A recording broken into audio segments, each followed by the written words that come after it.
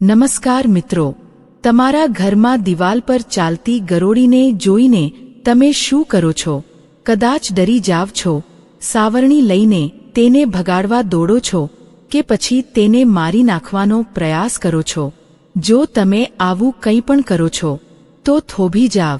તમે જાણતા જાણતા સાક્ષાત માતા લક્ષ્મીને તમારા ઘરમાંથી ધક્કા મારીને બહાર કાઢી રહ્યા છો. હા મિત્રો, તમે સાચું સાંભળ્યું. જે ગરોળીને તમે એક સામાન્ય અને ડરામણો જીવ સમજો છો, તે વાસ્તવમાં તમારા જીવનમાં આવનારા એક બહુ મોટા આર્થિક બદલાવનો, કરોડપતિ બનવાનો સંકેત હોઈ શકે છે. ખાસ કરીને અત્યારે જ્યારે આ પવિત્ર અધિક માસ એટલે કે પુરુષોત્તમ માસ ચાલી રહ્યો છે, ત્યારે જો આ ગરોળી ઘરમાં દેખાય તો સમજી લેજો કે બ્રહ્માંડ તમને કોઈ બહુ મોટો અને દૈવી ઇશારો કરી રહ્યું છે. આજના આ વિડીયોમાં હું તમને વાસ્તુશાસ્ત્ર અને પ્રાચીન ગ્રંથોમાં છુપાયેલું એક એવું રહસ્ય જણાવવાનો છું, એક એવો અચૂક ઉપાય જણાવવાનો છું, જે જો તમે આ પવિત્ર મહિનામાં ગરોળીને જોતા જ કરી લીધો તો ખાતરી રાખજો કે તમારી 7 પેઢીની ગરીબી દૂર થઈ જશે. તો આ ઉપાય શું છે? કઈ ભૂલ ક્યારે ન કરવી જોઈએ? જાણવા માટે વિડિયો છેલ્લે સુધી જોતા રહેજો. અને હા, જો તમે ભગવાન વિષ્ણુ અને માતા લક્ષ્મીના સાચા ભક્ત હોવ તો અત્યારે જ કોમેન્ટ બોક્સમાં જય શ્રી હરિ કે જય મહાલક્ષ્મી લખી દો, જેથી આ પુરુષોત્તમ માસમાં તેમની કૃપા તમારા પર સદાય બની રહે. પરંતુ મિત્રો, આ ચમત્કાર તમારા માટે ત્યારે જ કામ કરશે જ્યારે તમે આ વિડીયોમાં આગળ બતાવેલી એક નાની પણ ભયંકર ભૂલ કરવાથી બચશો. મિત્રો, અધિક માસ કોઈ સામાન્ય મહિનો નથી. આ 3 વર્ષે એકવાર આવતો અતિ પવિત્ર અને ચમત્કારિક સમય છે, જેને ભગવાન વિષ્ણુનું વરદાન મળેલું છે. એટલે જ તેને આપણે પુરુષોત્તમ માસ પણ કહીએ છીએ. આ મહિનામાં કરેલા ભક્તિ, દાન, પુણ્ય અને ઉપાયોનું ફળ સામાન્ય દિવસો કરતાં 1000 ગણું વધારે મળે છે. હવે વાત કરીએ ગરોળીની. પૌરાણિક ગ્રંથોમાં ઉલ્લેખ છે કે ગરોળીને દેવી લક્ષ્મીનું પ્રતીક માનવામાં આવે છે. ગરોળી મોટા ભાગે એ જ ઘરમાં રહે છે જ્યાં ઊર્જાનો સાચો અને સકારાત્મક પ્રવાહ હોય.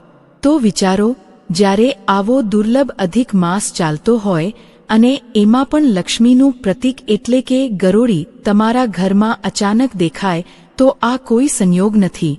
આ સીધો સંકેત છે કે ભગવાન પુરુષોત્તમ અને માતા લક્ષ્મીની કૃપાથી તમારા જીવનમાં, તમારી આર્થિક સ્થિતિમાં એક બહુ મોટો બદલાવ આવવાનો છે અને તમારા ભાગ્યના દરવાજા ખુલવાના છે.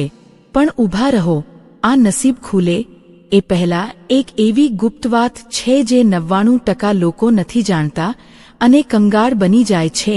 ચાલો એ સમજીએ. પણ અહીં જ આપણે સૌથી મોટી ભૂલ કરીએ છીએ.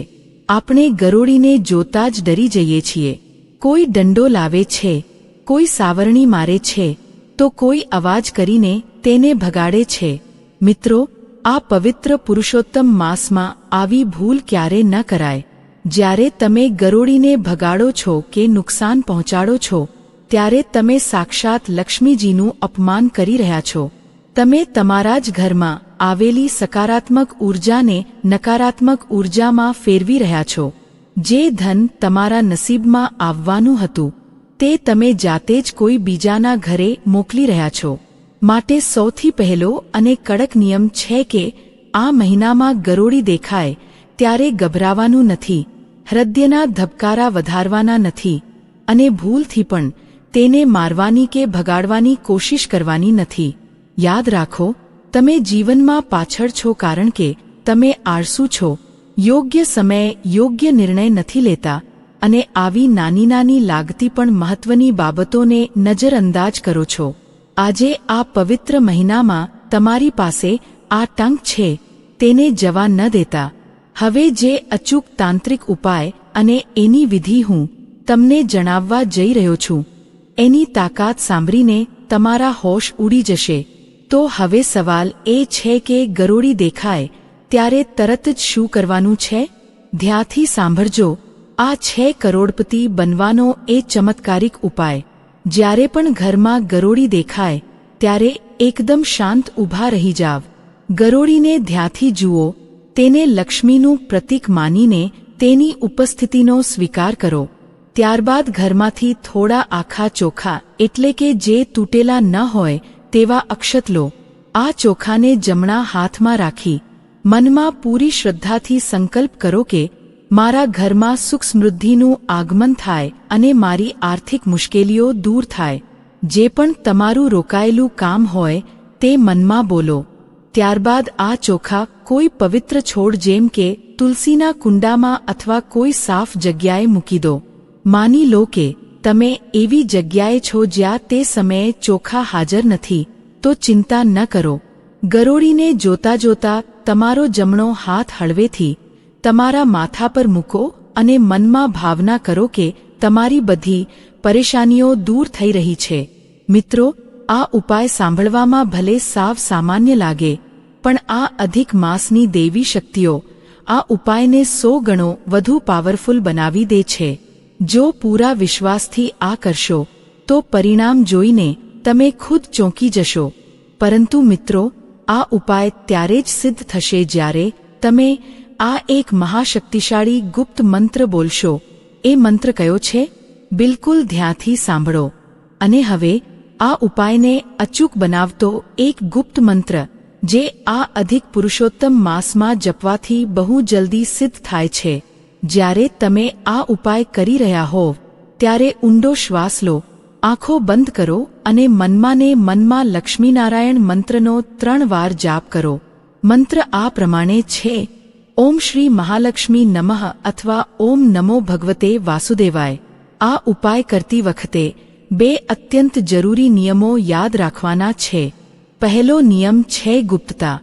આ આખી પ્રક્રિયા એકદમ ચૂપચાપ કરવાની છે. કોઈને કહેવાનું નથી કે કોઈની સામે દેખાડો કરવાનો નથી. જે કામ શાંતિથી થાય છે તેની અસર સૌથી ઊંડી હોય છે. બીજો નિયમ છે સકારાત્મકતા. ઉપાય કરતી વખતે મનમાં કોઈના માટે ખરાબ વિચાર ન લાવવા, કોઈની ઈર્ષ્યા ન કરવી. ફક્ત તમારા લક્ષ્ય અને પ્રભુ પર ધ્યાન કેન્દ્રિત કરવું, કારણ કે વિશ્વાસ વગર કોઈ ઉપાય કામ કરતો નથી. તો આ પુરુષોત્તમ માસનો સૌથી મોટો આશીર્વાદ તમારા ઘરે કેવી રીતે ફળશે એ હવે આ છેલ્લા શબ્દોમાં જાણી લો. તો મિત્રો, આ પવિત્ર મહિનાનો પૂરેપૂરો લાભ લો. હવે જ્યારે પણ ઘરમાં ગરોળી દેખાય ત્યારે ડરવાની કે ભગાડવાની જગ્યાએ આ નાનકડો ઉપાય જરૂર અજમાવી જોજો. શ્રદ્ધા અને વિશ્વાસથી કરેલું કામ ક્યારે નિષ્ફળ જતું નથી. તમારી વિચારસરણી બદલાશે તો તમારું નસીબ પણ બદલાશે. જો તમને આ માહિતી ઉપયોગી લાગી હોય તો આ વિડિયોને અત્યારે જ લાઇક કરી દો અને તમારા પરિવારજનો તથા મિત્રો સાથે શેર કરવાનું ભૂલતા નહીં, જેથી તેઓ પણ આ ભૂલ કરતા અટકે અને આ પુણ્યશાળી મહિનાનો લાભ મેળવી શકે. વાસ્તુશાસ્ત્ર, જ્યોતિષ અને આવા જ અદ્ભુત રહસ્યો જાણવા માટે આપણી ચેનલ ગુજરાતી જ્ઞાનગંગા ને અત્યારે જ સબસ્ક્રાઇબ કરો અને બેલ આઇકોન જરૂર દબાવજો. મળીએ છીએ આવતા વિડીયોમાં એક નવા અને રોચક વિષય સાથે. ત્યાં સુધી ખુશ રહો, સકારાત્મક રહો. જય શ્રી હરિ, જય મહાલક્ષ્મી.